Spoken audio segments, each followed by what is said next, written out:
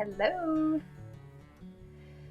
Hello. So, wow, it's been a while since I have done anything on the YouTube channel, but I decided recently that this was something that I wanted to continue to pursue, and I'm so happy that I am, because it's just fun. It's fun. It's a hobby for me, and I enjoy doing it. And it's also fun to look back on videos and see where we've been over the years, and growth and change and struggles and challenges and happy times and sad times and everything in between. So we're back, and I've got a lot to catch up on. And let me just say, this is not going to be the best video as far as quality goes. Lighting, sound, picture, scenery. But I'm just going to do this because I got to get started somewhere. And I plugged my camera in because I was going to do a video this evening, charged it up, and then realized I had no SD card to actually film with. So I'm doing this on my desktop, and let's just hope it's somewhat decent so you guys can watch the video. Anyway, so yeah, welcome back. It's been, I think, 2 years since we've uploaded anything to the channel, and a lot has changed, and like I said, there's a lot to catch up on. But for the purpose of this video, I just want to welcome everybody back, and I want to go over the hot topic, right? New Year's is coming up. So New Year's, I know everybody has goals for the new year, and resolutions, expectations for yourselves, whatever they may be. Well, for myself personally, I have kind of switched my thinking on New Year's goals or New Year's resolutions. So I've been listening to, well, I always listen to a lot of parenting podcasts, and the peaceful parenting and gentle parenting and minimalist lifestyle really resonates with me. And so I've been growing a lot in those areas, and they just seem so natural to me, and I have just such a connection with that thought process and lifestyle that it's influenced my thinking for the new year. And so I don't really have New Year's goals.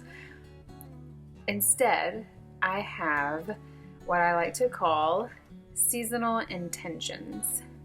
So I like to break down my seasonal intentions and align my resources and efforts with those priorities. And so I know a lot of people, like I said, will set New Year's goals, but these are often outcome oriented and largely beyond our control. So a lot of the time when we set these goals, we're setting ourselves up for failure, unfortunately, in most cases. Because let's be real, I mean, life happens. Some things happen that are completely out of our control and may impact our life in several different ways and make it somewhat impossible to complete any type of goal that we may have set for ourselves. So yeah, moving away from the goals type of mindset to intentions. So what are my intentions for the new year? So for myself, I'm going to make it short and sweet. I'm just going to read to you some of the things I've jotted down, and yeah, here we go. So be more mindful of things I put into my body. I have not been fantastic about eating clean, and typically I eat pretty clean, like I do. It's just, I've always been a pretty healthy eater, but I guess with holidays, I guess I'm just gonna say, because there's Thanksgiving and then Christmas and my birthday and my husband's birthday and all of these fun times during the end of the year where there are a lot of easy access to not so healthy foods, and I've been indulging just a little bit too much. And also pregnant, and so that doesn't help my case, because for me, everything tastes so good when I'm pregnant. I don't really get sick, and I hate to say that because I know a lot of women struggle with feeling really sick during their pregnancies, but mine is the exact opposite. Everything tastes really good, smells so good, and yeah, it's hard for me to resist. So I am going to be more intentional about my eating, and not just for myself, especially right now since I'm pregnant. I want to be more intentional for myself and for the baby's health so that we can have a strong, healthy baby. Okay, also I want to dedicate 15 minutes of uninterrupted time to each of my children each day. 15 minutes doesn't sound like a lot, but for myself and my kids and our family dynamic, I'm with them all day, every day, with the exception of a couple times a week when they go to a kids class at a gym and I go and work out without them. So, I mean, a few hours during the week when I am not solely in charge of them or responsible for their well-being. It doesn't sound like a lot, 15 minutes, but in the grand scheme of things, we are together all day, every day. We're interacting all day, every day. But I think having that 15 minutes of uninterrupted time that's just dedicated to each of them individually will have a really great impact on our relationship. So that's the intention with my children. I also want to support my children in their passions. So not only do I make a list for myself for the upcoming year or season, I like to say seasons because it breaks it down into more tangible, a realistic time frame. So I like to say seasons. It sounds a little less overwhelming to me. And so here are the things that my kiddos told me that they were interested in exploring more or learning more about or diving deeper into a few things that are of interest to them. So here's my son's list. He's 4, mind you. So he turned 4 in October. So he's just, a couple months over 4 years old. So he said that he wanted to learn how to buy toys with his money.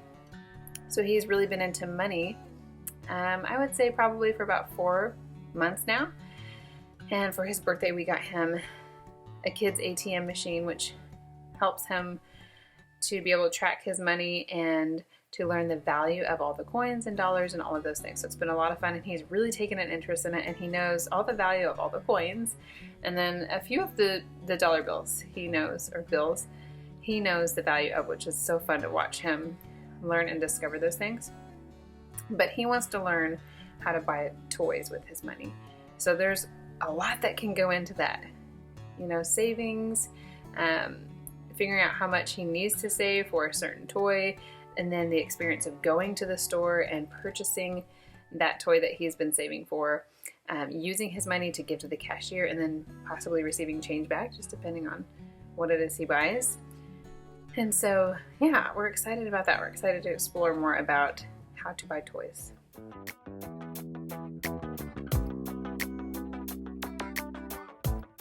Let's see what's inside. I can get money and There's Santa on it. oh yeah. Open their card. Open your card. It's going to be wetter. You cannot wait to open this. Here, baby. Right here, honey. No, I'll open it. Okay. Open mine and I know how to open mine and I got mine. You got $1. Is it for you, Cam? What did you get in there? To keep it, Cam? $20. Cam, do you want to keep it or not? Yeah. But I need it. I need it. You got your own $20, dude. I need all the dollars from Ellen For what? for a expensive toy. I need expensive toy too. Very expensive. I want my very expensive. I thought you were going to get a toy.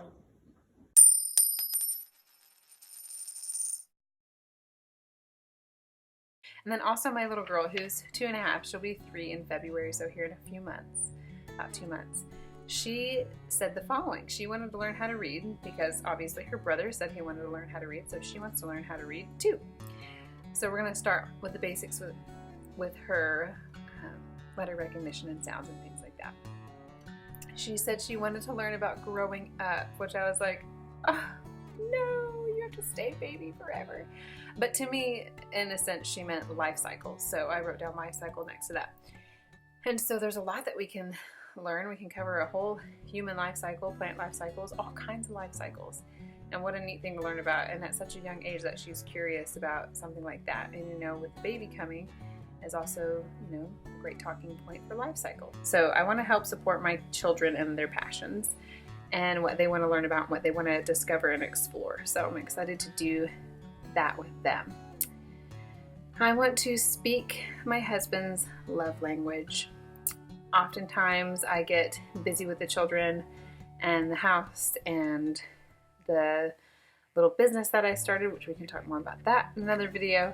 And I just feel like he's good, you know, like he's totally cool. He doesn't need much from me, but that's not true. And I know he does. And so I need to be more mindful of him and make sure that he feels loved and cared for. So that is top priority on the list. I want to re-engage with my spirituality. So this is something that's been somewhat on the back burner for a while. And so it's something that I definitely long for and have a desire to rekindle, I guess, my relationship with my spirituality. And so that's something that I'm going to somehow work on as well. I'm not even sure where to start with that one, but anyway, I want to look into steps required to transition my business to a nonprofit. So I've been thinking about doing this for a while, and I currently have a small business. It's a homeschool network. It really should be a nonprofit. It's not meant to be profitable per se. If it ever were, I would definitely put any of the proceeds made towards like a savings account for our kiddos, like a future fund or something like that. But currently it's not profitable. It's not meant to be. All the money that is made is just put right back into the services that we provide for the homeschool family. So I'm going to look into transitioning that to see if it might be more beneficial to run the homeschool network as a nonprofit versus a for-profit business. So post to YouTube weekly. It's quite a lofty intention, but I'm going to go for it. I'm going to try it. And then lastly is have a baby. So like I said, our baby's due on July 4th. So an Independence baby, how fun. I'm hoping the baby comes on or before that because I'm not looking forward to being pregnant during the dreadful Texas summer heat. I'm just not looking forward to that. So wish me luck. So later, my husband and I, probably on New Year's Eve, will sit down and we'll go over both of our intentions and kind of discuss how we can provide support to each other.